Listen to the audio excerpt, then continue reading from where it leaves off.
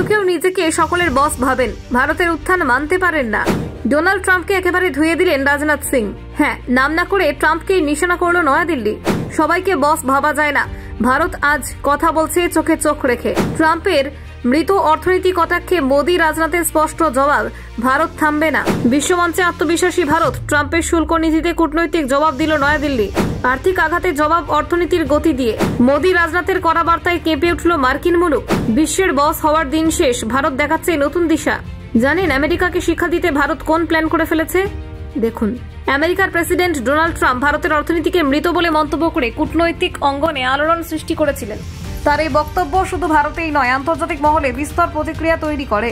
এরই মধ্যে ভারতের প্রধানমন্ত্রী নরেন্দ্র মোদী দেশের অর্থনৈতিক অগ্রগতির চিত্র তুলে ধরে পাল্টা বার্তা দেন। তিনি স্পষ্ট করে জানান, ভারত বিশ্বের দ্রুততম বিকাশমান অর্থনীতির মধ্যে অন্যতম এবং এই গতি ধরে রাখতে সরকার প্রতিশ্রুতিবদ্ধ। প্রধানমন্ত্রী নরেন্দ্র মোদীর বক্তব্যকে আরও জোরদার করে তুললেন প্রতিরক্ষা মন্ত্রী রাজনাথ সিং। মধ্যপ্রদেশে এক জনসভায় তিনি সরাসরি কারো নাম না নিলেও মন্তব্য করলেন, কিছু দেশ ভারতের উন্নয়ন সহ্য করতে পারছে না।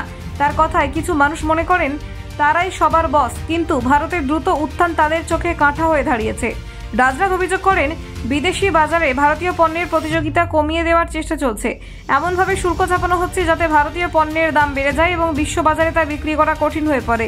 এই প্রক্রিয়াকে তিনি ভারতের উন্নয়নের পথে অন্তরায় হিসেবে তুলে ধরেছেন।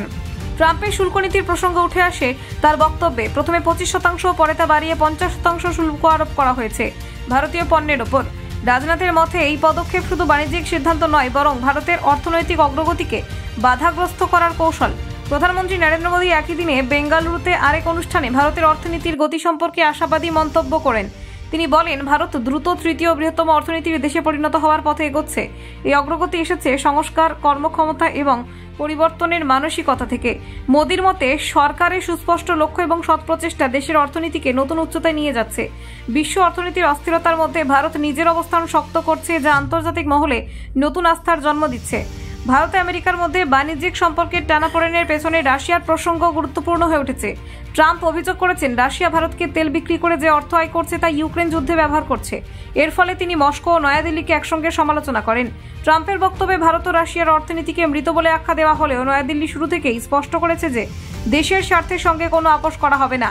রাশিয়ার সঙ্গে বাণিজ্যিক সম্পর্ক ভারতের কৌশলগত স্বার্থের অংশ বলেও জানানো হয়েছে।